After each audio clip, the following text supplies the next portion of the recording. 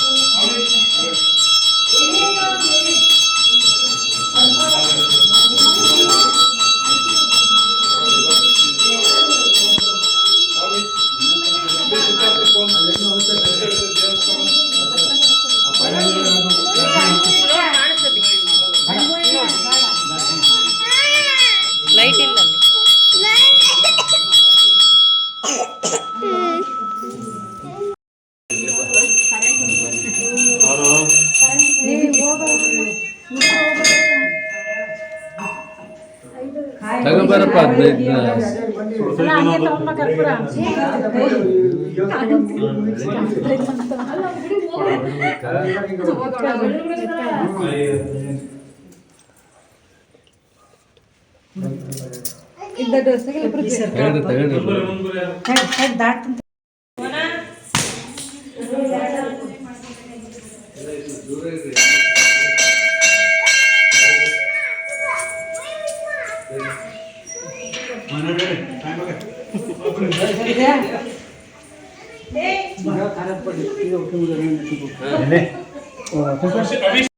ಇವಾಗ ಬಂದ್ವಿ ಗೈಸ್ ಮಲ್ಡಿ ಹನುಮಪ್ಪ ದೇವಸ್ಥಾನಕ್ಕೆ. ಸೊ ಅಲ್ಲಿ ಆಂಜನೇಯ ಸ್ವಾಮಿ ದೇವಸ್ಥಾನ, ಬೊಮ್ಮಲಿಂಗೇಶ್ವರದ ದೇವಸ್ಥಾನ, ಎಲ್ಲ ದೇವಸ್ಥಾನಗಳನ್ನು ಮುಗಿಸ್ಕೊಂಡು ಇವಾಗ ಮಲ್ಡಿ ಹನುಮಪ್ಪ ದೇವಸ್ಥಾನಕ್ಕೆ ಬಂದ್ವಿ. ಇದು ತಡಕನಹಳ್ಳಿಯಿಂದ ಊರು ಹೊರಗಿದೆ ಸ್ವಲ್ಪ. ನಾನು ಆವಾಗ ಒನ್ ಟೈಮ್ ಏನೋ ಬಂದಿದ್ದೆ ಇಲ್ಲಿಗೆ. ನಾನು ಒಂದು 7-8 ಇಯರ್ಸ್ ಬ್ಯಾಕ್ ಬಂದಿದ್ದೆ.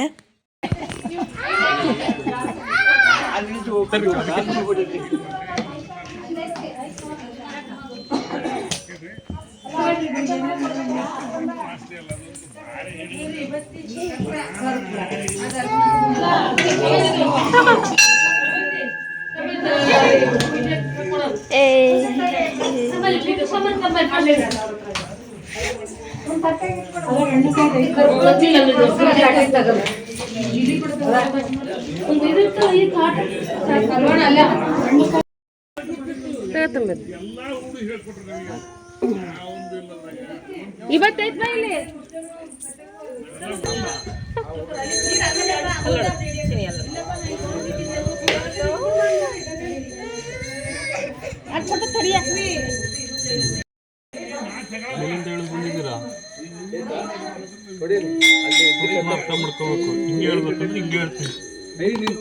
ಅಲ್ಲಿ ಇವತ್ತೈತ್ ನೋಡು.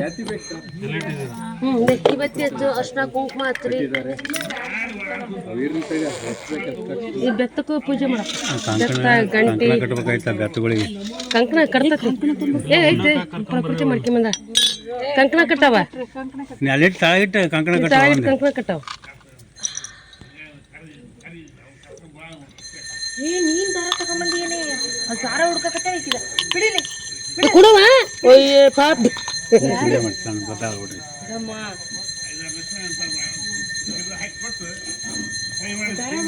ದಾರ ತಗೊಂಬಂದಿಯಲ್ಲಿ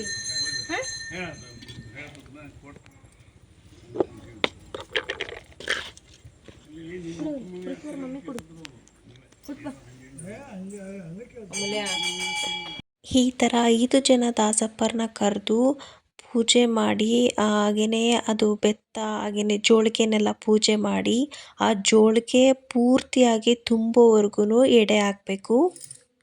ಆ ಜೋಳಿಗೆ ಹರಕೆ ಇರಬಾರ್ದು, ಪೂರ್ತಿ ತುಂಬೋವರೆಗೂ ಅದಕ್ಕೆ ಎಡೆ ಹಾಕಿ ಪೂಜೆ ಮಾಡಬೇಕು.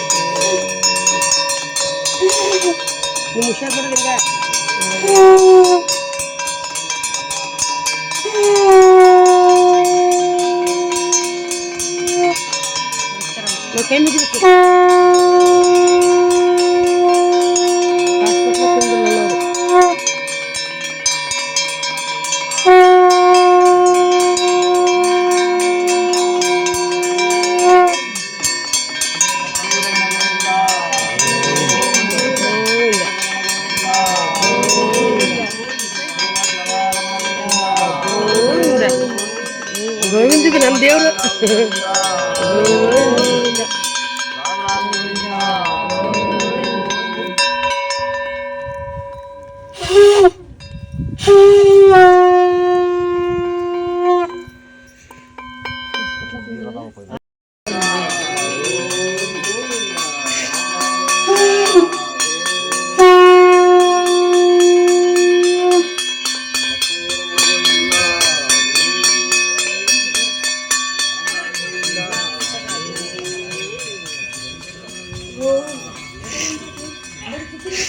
ಯಪ್ಪ ಕಾಲು ಮುಳ್ಳು ನಿಧಾನಕ್ಕೆ ಹೋಗಿ ಏನಾಗಲ್ಲ ಕೆಳಗೆ ನೋಡ್ಕೊಂತ ಹೋಗಿ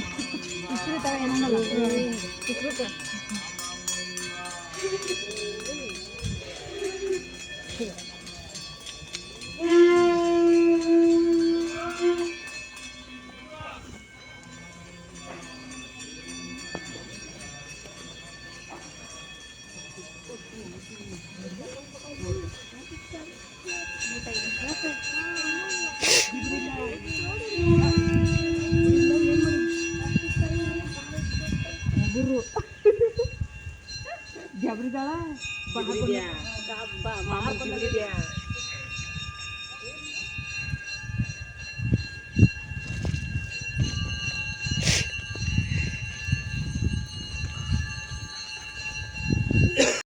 ಓಕೆ ಫ್ರೆಂಡ್ಸ್, ಇವಾಗ ಪೂಜೆ ಎಲ್ಲ ಮುಗೀತು. ಪೂಜೆ ಎಲ್ಲ ಮುಗ್ದಾದ್ಮೇಲೆ ಎಲ್ಲರೂ ಕೂತ್ಕೊಂಡು ದೇವಸ್ಥಾನದ ಹತ್ರನೇ ಎಲ್ಲರೂ ಊಟ ಮಾಡಿದ್ವಿ.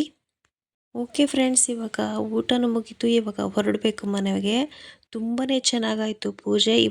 ಚಿಕ್ಕ ಪುಟ್ಟ ಕ್ಷಣಗಳನ್ನು ಎಲ್ಲರ ಒಟ್ಟಗೂಡಿ ಕಳೆಯೋದು ತುಂಬಾ ಚೆಂದ ಅಂತ ಹೇಳ್ತಾ ಇವತ್ತಿನ ವಿಡಿಯೋನ ಮುಗಿಸ್ತಾ ಇದ್ದೀನಿ. ಇನ್ನು ಯಾರೆಲ್ಲ ನನ್ನ ಚಾನಲ್ ಸಬ್ಸ್ಕ್ರೈಬ್ ಆಗಿಲ್ವೋ ಪ್ಲೀಸ್ ಸಬ್ಸ್ಕ್ರೈಬ್ ಮಾಡ್ಕೊಳ್ಳಿ, ಸಪೋರ್ಟ್ ಮಾಡಿ. ಹಾಗೆಯೇ ವಿಡಿಯೋ ಇಷ್ಟ ಆದರೆ ಒಂದು ಲೈಕ್ ಮಾಡಿ, ಕಮೆಂಟ್ ಮಾಡಿ, ಹಾಗೆಯೇ ನಿಮ್ಮ ಫ್ರೆಂಡ್ಸ್ ಆ್ಯಂಡ್ ಫ್ಯಾಮಿಲಿಗೆ ಶೇರ್ ಮಾಡಿ. Okay friends, take care, bye ಬಾಯ್.